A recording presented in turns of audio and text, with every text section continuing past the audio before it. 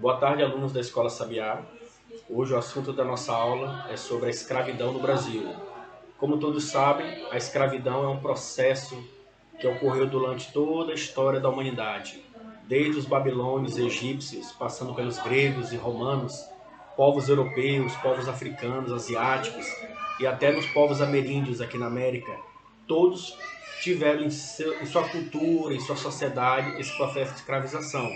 Esse processo nada mais era resultante das guerras, né? Resultante das guerras, dos processos de combate, de conflito entre povos, onde um povo que era vencido geralmente se tornava escravo do povo vencedor.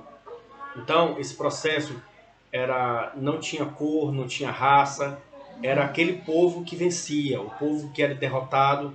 Então, uma parcela que não morria nos campos de batalha, nós temos também a parcela que era escravizada, principalmente os homens que sobravam do exército, que se rendiam, como mulheres e crianças, que também se tornavam escravos.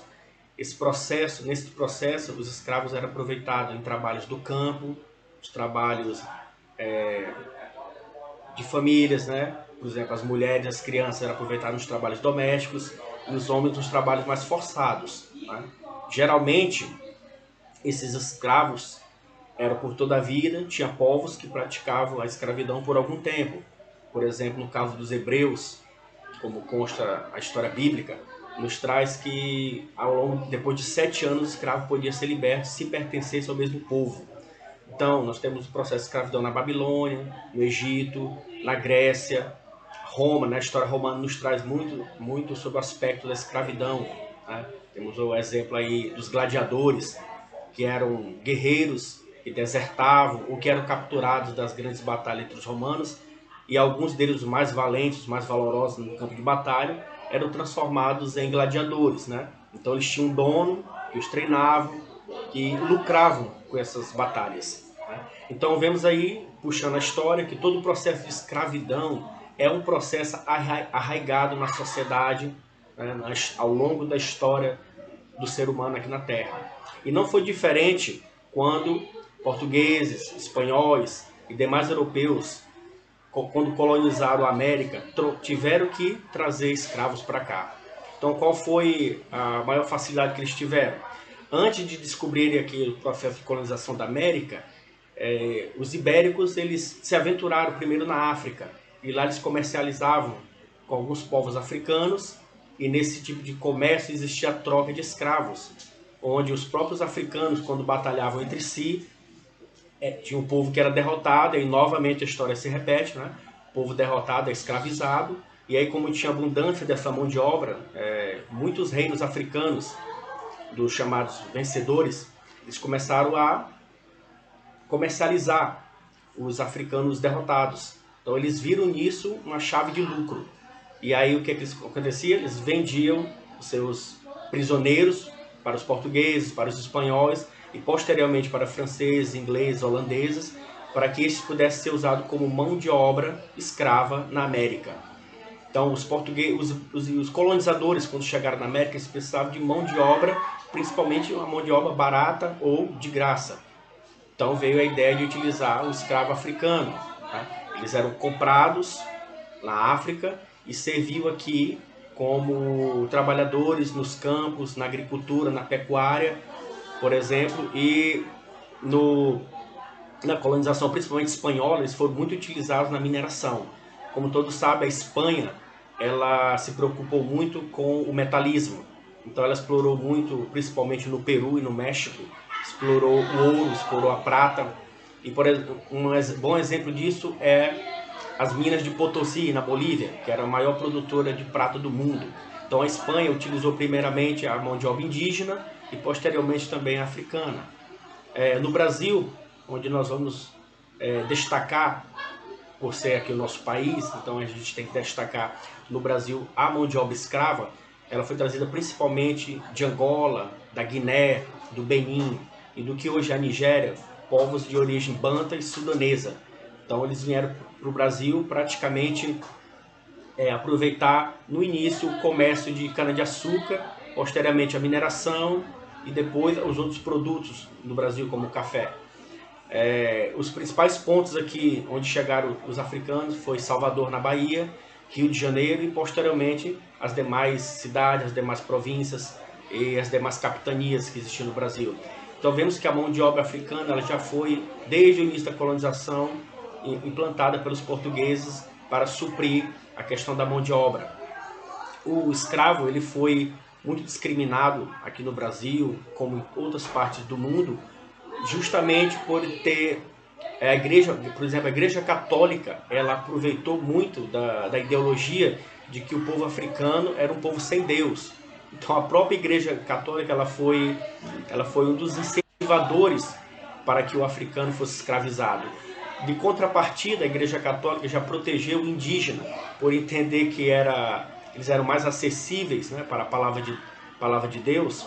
Então a Igreja Católica defendeu muito através dos jesuítas, defendeu que o indígena não fosse escravizado. Em contrapartida, esse mesmo ímpeto, essa mesma vontade de defender o ser humano não foi otorgada, né, para os africanos, que eram mais marginalizados, por conta até da cor da sua pele, da sua origem talvez um pouco mais primitiva, segundo o pensamento eurocêntrico, né? Então, nós vemos que a escravidão, ela arraigada na sociedade, também foi utilizada na colonização aqui na América. Os historiadores apontam várias causas para se empregar a mão de obra escrava nas colônias. Portugal tinha uma população pequena, né, de cerca de 2 milhões de pessoas na época, e não tinha condições de dispensar parte de seus habitantes para a sua colônia americana. Então seria aqui meio um esvaziamento do próprio país, né? Para suprir os braços que faltavam, ou seja, a mão de obra, os colonizadores usavam escravidão, né? A escravidão, ou seja, os escravos, que já era praticado na África e no mundo árabe. O transporte de pessoas escravizadas fomentou a produção de mais embarcações, alimentos, vestuário, armas e outros produtos que estavam ligados ao comércio de pessoas, né? Por isso o tráfico negreiro representou um ótimo negócio para a Europa e movimentava grandes capitais dos 3 continentes. Desta maneira, portugueses, espanhóis, franceses, holandeses, ingleses, que foram os pioneiros na colonização, tornaram a escravidão um negócio lucrativo. Eles superlotaram os porões de seus navios com negros africanos para serem vendidos nos portos brasileiros e em toda a América. Já as pessoas escravizadas não ganhavam nada, né? Ao contrário, só perdiam a sua liberdade, perderam o seu lar, né? Pois passaram a ser propriedade de outra pessoa, né? Este contingente de pessoas produziu toda a riqueza no Brasil, desde o plantio de cana-de-açúcar, colheita, transformação do caldo de cana, construção de casas, de engenhos, igrejas, tudo isso era feito por cativos. No caso dos portugueses, especificamente dos portugueses, os negros africanos eram trazidos de suas colônias na África para serem utilizados principalmente na agricultura e na mineração. Desempenhavam também vários serviços domésticos ou urbanos, geralmente feitos pelas mulheres, por crianças. Nas cidades haviam chamados escravos de ganho, né, utilizados em tarefas do ramo comercial ou de serviços. Eram aqueles escravos que pegavam os produtos que eram produzidos no engenho ou na casa do seu senhor, iriam vender nas feiras, nas ruas e traziam o lucro para o seu senhor e ficavam com uma parte, né? As condições de escravidão no Brasil, no entanto, eram as piores possíveis e a vida útil de uma pessoa escravizada adulta não passava de 10 anos. 10 anos era a expectativa de vida. Depois de vendidos, os escravos passavam a trabalhar de sol a sol, recebendo uma alimentação de péssima qualidade, vestindo trapos e habitando as senzalas. Normalmente, tratavam-se de locais escuros, úmidos e com pouca higiene, adaptados normalmente apenas para evitar fugas. Errar não era permitido, né? Poderia ser punido com castigos dolorosos. Eram proibidos de professar sua fé, então eles tiveram que abraçar a fé católica, né? E aqueles que não abraçavam, mas pelo menos fingiam para não serem perseguidos, né? Então eles se batizavam e eram supostamente se tornavam cristãos, né? Daí surge o sincretismo, né, que verificamos no candomblé praticado no Brasil. Ou seja, eles praticavam em segredo sua religião e associavam seus deuses aos santos católicos para não serem molestados ou não serem perseguidos na sua religião. As mulheres negras eram exploradas sexualmente e usadas como mão de obra para trabalhos domésticos, como já foi dito, como cozinheiras, arrumadeiras e outros. Não era incomum que as mulheres escravizadas recorressem a um aborto para impedir que seus filhos não tivessem a mesma sorte, né? A obtenção da liberdade só era possível quando escapavam para quilombos ou quando conseguiam comprar a sua própria liberdade através de cartas de alforria. O que eram essas cartas de alforria? Era quando eles conseguiam juntar um dinheiro, né? Esse dinheiro que fosse compatível com o preço que o seu senhor lhe comprou, ou no mercado ou na própria África, e ela pagava a sua liberdade. Então ela recebia uma carta onde ela atestava que ela era livre. As revoltas nas fazendas não eram raras no período colonial. Muitos grupos de escravos fugiam e formavam comunidades fortificadas e escondidas na mata, que eram chamados quilombos. Ou seja, eram aldeias formadas, criadas por negros, onde eles se refugiavam e recebiam aquelas pessoas que fugiam. Então se tornava uma comunidade de negros. No Brasil colonial, foi o Quilombo dos Palmares o mais importante, onde Zumbi, um personagem muito importante da nossa história, ele era o líder dos negros revoltosos, negros fugitivos, e se tornou um ícone para o movimento negro. Ali podiam, por exemplo, no Quilombo dos Palmares, praticar sua cultura e exercer seus rituais religiosos. No entanto, vários escravizados que não conseguiam escapar preferiram suicidar-se do que continuar cativos. Quando a sociedade europeia começou a adotar os ideais do liberalismo e do iluminismo, a escravidão passou a ser severamente questionada, como foi no Reino Unido, como foi na América, nos Estados Unidos da América. Então, quando a gente cita o Reino Unido, não é porque teve escravidão no próprio Reino Unido, mas porque eles defendiam a liberdade do negro.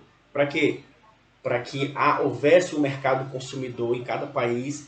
A Inglaterra estava no auge da sua industrialização, então eles pretendiam vender seus produtos e era necessário que o povo tivesse renda, então que tivesse um mercado consumidor. Por isso que a Inglaterra era contra a escravidão. Quando a sociedade europeia começou então a adotar as ideias do liberalismo, né, a escravidão passou a ser severamente questionada. Afinal, a privação de liberdade não combinava com a nova etapa do capitalismo industrial. Igualmente, quando a Inglaterra aboliu a escravidão nas suas colônias, substituiu por trabalhadores assalariados. Por esta razão, a produção agrícola ali seria mais cara e as colônias inglesas não poderiam concorrer com os baixos preços. Imaginem só, na Inglaterra tinham trabalhadores assalariados, portanto, cada produto que era produzido lá, ele tinha um preço mais alto. Os produtos que concorriam com eles, se fosse num país onde houvesse escravidão, onde a mão de obra era grátis, né, praticamente sem custo para o seu senhor, porque o escravo não recebia salário, então ele conseguiria vender abaixo do preço. Então, para a Inglaterra, não era lucrativo, não era de seu interesse que houvesse escravidão nas colônias. Assim, era necessário transformar a mão de obra escravizada em trabalhadores assalariados. Isto iria igualar os preços da produção, e no futuro os ex-escravos poderiam até ser consumidores. Importar pessoas, né, trazer pessoas para serem escravizadas acabou se tornando cada vez mais caro. Então, no Brasil, por exemplo, o tráfico foi oficialmente abolido em 1850, com a Lei Eusébio de Queiroz. E em 1871, a Lei do Ventre Livre garantiu a liberdade aos filhos de escravos. Ou seja, só existiam os escravos que já eram escravos. Seus filhos já poderiam ser livres. E em 1879, teve início a campanha do abolicionismo, liderada por intelectuais e políticos. Posteriormente, a Lei dos Sexagenários, de 1885, garantia a liberdade aos escravos de maiores de 60 anos. Então, a abolição da escravidão no país, no nosso Brasil, foi concedida pela Lei Áurea, aprovada pelo Senado e assinada pela Princesa Isabel em 13 de maio de 1888. A Lei Áurea encerrava décadas de discussão em torno de várias questões. Porém, a mais importante era, se os escravos fossem libertos, o governo pagaria indenização aos proprietários? Por fim, venceu a tese de que os donos dos escravos não receberiam nenhuma compensação financeira. Isso retira o apoio dos latifundiários escravistas.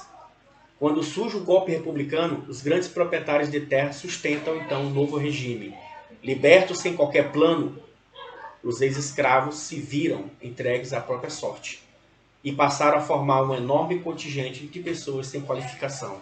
Esse é um dos motivos, é uma das razões que temos que o negro hoje é discriminado, está na faixa de pobreza, né? Geralmente são as pessoas de menor renda, porque eles foram libertos, porém o governo, o Estado não lhes garantiu nenhum recurso, nenhuma expectativa nas suas vidas futuras. E é assim que o processo de escravidão se torna, né, o karma para toda a sociedade, e o Brasil não foi diferente. Na próxima aula, nós vamos verificar o processo de resistência do negro africano no nosso país.